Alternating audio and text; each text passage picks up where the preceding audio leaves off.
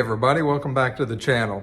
Today we're going to take a look at the final tutorial. It's not really a tutorial, it's more of a showcase on the Rest in Peace Cemetery Repurpose. It's finished. I'll kind of show you around it. It's decorated. This is actually going to be, I think, the first piece that we use to decorate our home with this season. We've got everything out. I don't want to put it back into boxes. So it's probably going to go into the display area as soon as we're done showcasing it here. But I wanted you to see it. I want to kind of take you through it in a certain way, show you some behind the scenes stuff, and then show you again when it's all set up for the home tour that you got to look forward to for 2023. That'll be coming in another few weeks once we get the whole house decorated and everything is in place. So with that, let's jump off the tripod and take a look at the new Raven Hill Cemetery. Okay, so welcome to Raven Hill Cemetery. Before we kind of show you the rest of the decoration here, Raven Hill is an old town cemetery that is just on the outskirts of Trick or Treat Lane. Kids walk by it all the time at Halloween. It's kind of a city-owned cemetery with a lot of old crypts.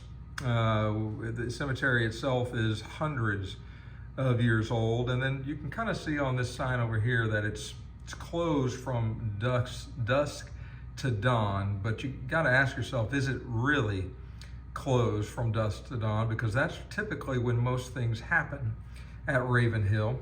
As we start to come back and kind of take it all into focus, Raven Hill kind of looks like this. Now this camera is trying to focus. This is so big I cannot get all the way to the back of the to the room. I'm running out of room. However, you can see that the kids are out. They are walking along the sidewalk. Now the first thing you'll notice are these lights.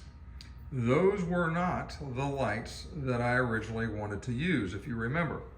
I wanted to use the regular lights, the old English type Victorian lights, but they would not work. I busted into them. They had a different type of wiring in them. They had also a resistor in them, so when I broke them apart, only one half of them would work. And so I decided to forego that for now. I'll dig into those later, but these are the lights that we have now, and I think they look just fine. As we come down the sidewalk, you see the other kids walking into Trick or Treat Lane, but they've got to walk by Raven Hill first, which is always scary. This little guy here ventured out ahead, and he is waiting on the others. As a matter of fact, if you look at his face, he's trying to tell them to hurry up and get caught up because he hears something. And what he could hear is maybe Madame Laveau in the 2023 crypt, which sits right there on the end. We've got Medusa in the 2022 crypt that sits right there.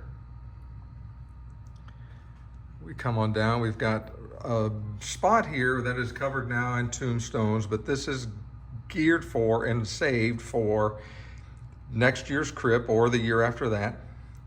We've got our Angel of Death right in the entryway there on a big monument. We've got another area reserved over here with gravestones for now, but that is where another crypt will go. We come on over to the 2021 crypt, then the 2020 crypt. We step back a little bit. Then we kind of go in the back row, we kind of go sequentially with the 2013 crypt. We've got the No Escape accessory there, which is one of my favorite accessories of all times for the cemetery. It's just such a cool piece. We go into the 2013. We've got the grave diggers there. We go into 2014. We skip 2015. That's the Egyptian debacle that should have never been created. So it's not in here. But 2016 is right there. 2016, they absolutely redeemed themselves. I think they thought better of it and had to do something way cool, and they did. They redeemed themselves. 2016 is one of my all-time favorite crypts. over to 2017 with Dracula, over to 2018, and then 2019 over in the corner with the lit skeleton figure that sits there with him. So that's the whole collection. And as we steam back, I'm going to try to zoom in as much as it'll allow me, and that's about as far as I can get, which is fine. You can see the whole display here. It is 5 feet in length, 60 inches by 22 inches, and it has a permanent backdrop. And so I can explain that here in a moment. Matter of fact, let's do one more sort of a flyby of the cemetery, and then we'll talk about some specifics. Okay, so specifics here are pretty interesting. What I want to be able to show you is the fence is secured, and the way that it's secured is by, and I'll just kind of, you can kind of hear the Velcro. And if you look on the bottom, you can see, if I can set this down and get it to focus, you can see the little Velcro dots. And so how do I keep track of everything? Well, they're numbered. You can see some crossed out numbers because obviously we've grown the cemetery a little bit. So this is fence number 22. There are 22 sections of fence that were all handmade, just like you hopefully saw on the tutorial that I published a couple of days ago. So this is fence number 22. It is the final piece, and it's got some little Velcro tabs down here, and then the counterparts of those are affixed right here and right here. And every single fence has them. So really, all you do is line up your fence to where it's supposed to go, push it down, and now it is secure enough to where it's not going to fall off. And the tighter they are against each other, the tighter they stay. I mean, you don't get very little movement at all here, but they're not going to go anywhere. So this can be bumped, which hopefully it won't be, but it could be. We've got 2 big wild German Shepherds running through the house occasionally. So if it were to be bumped, nothing will go flying off. At least we hope nothing will go flying off. Okay, let's go around to the back. Okay, so now I want you to be able to see all of the wiring. So we are plugged in to a power strip. We've got 4 big plugs down there, and they are running everything but one. We've got room for one more crypt on this particular plug, and then we're out. We'd have to use a 5th, and that's okay. We can easily do that. But the wiring is all run underneath, carved out. Now, some of it's not in place exactly where it's supposed to go, but some of the other ones are, and they are pinned in with, like this one here is pinned in with a floral pin, and you can see it runs all the way from the middle, all the way to the back. And if I can kind of zoom in right there, you can kind of see the edge of the floral pin that kind of goes up through there to hold that in place. And so this will all be strung right out the back, just like that. And then obviously that will all fall off behind the table and be plugged into the power strip on the bottom towards the floor. They're all that way. They're not completely strung yet, or exactly the way they need to be, but they're close.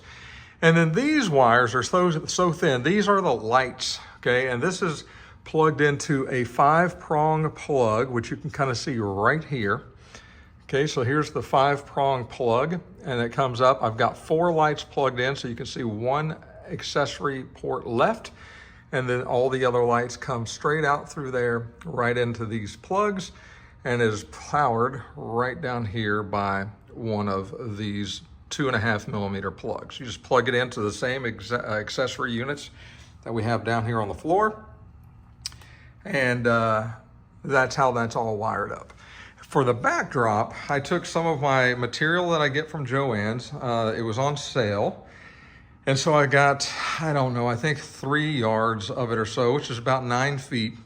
So I've got plenty. You'll see it all over the house this year for the backdrops. There's not a cooler backdrop that I could find anywhere. It looks like trees and woods, and that's kind of what we want.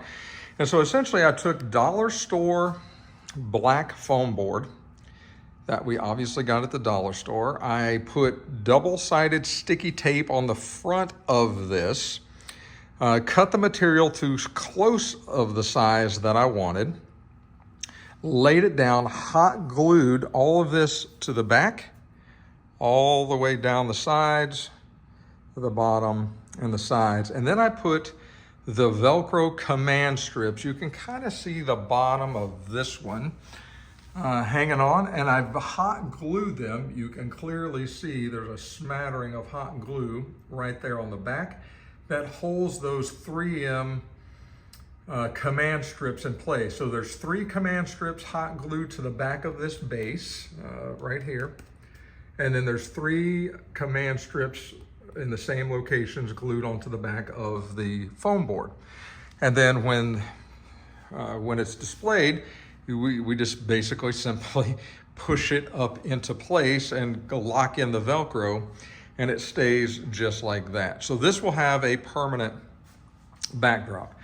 And then you'll get to see the rest of the mess in the kitchen because we've been setting this stuff up with all the boxes and everything scattered. But this is a look going down the side of Raven Hill Cemetery.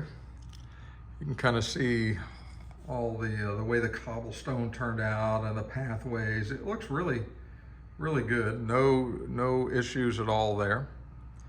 Yeah, so I think we're looking pretty good on this one. Let's go back to the front and take one more look. Okay, I sort of got the wide angle here so you can see a little bit differently.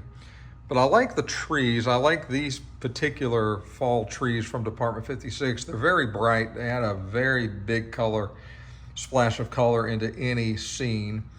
And so I don't know exactly how I'm going to set this up yet. I mean, I got an idea of where I think it's going to go, and I may have an idea of what's going to go beside it or behind it. I don't know how much room I'm going to have in the area where we're going to put it. I know it'll fit, but I don't know what else we can squeeze in there. It may be just this, which just this is okay. I think it looks really, really good. I'm really, really pleased with the way this cemetery has turned out. This beats my expectations. It is certainly better than the previous cemetery, I think. And so very happy with the way this one has turned out. Well, there you have a closer and more detailed look, and a little bit of behind the scenes look at the new Raven Hill Cemetery, brand new for 2023's Halloween and fall season. This is going to be the first display that goes up. Like I said, this is going up today. And if you guys haven't figured it out yet, I'm doing videos 2 or 3 a week, but I'm doing them pretty close together, then spacing them out. So you guys have a chance to look at them and digest before we go into the next one. So by the time this actually airs on YouTube, the house will be decorated. I'll probably have a couple more videos done so we can just keep the ball rolling. But anyway, hopefully you'll like the cemetery as much as I do. It's been an incredibly fun build. I was very leery in the beginning of starting this particular build because I didn't know if I was going to have enough time to get it done. And once I started, I just got so carried away on it and just started working. I mean, you saw some of the videos out in the 113-degree garage were just dripping with sweat. But hey, you know, the hard work and the sweat paid off because it's done. I think it looks really good. Everything fits perfectly in there. And so, yeah, we're good. And so we're going to display this one really, really soon. So, hey, like always, if you've liked this video, if you've liked this entire series, make sure you click the like button. And if you haven't subscribed to the channel, please consider doing so. It certainly helps the channel to grow, helps me out personally, and I appreciate it. And I do want to say thanks for the folks that have been giving the super thanks. It means the world. I certainly appreciate it. Again, you don't have to do that, but it's so cool when you do. I use every bit of that to go buy more stuff like this and you know, supplies and things that I need to keep this channel and this hobby going. So thank you to those that have done that. I certainly do appreciate it. So, hey, until we talk again next time, take care of yourselves, and we'll talk again real soon.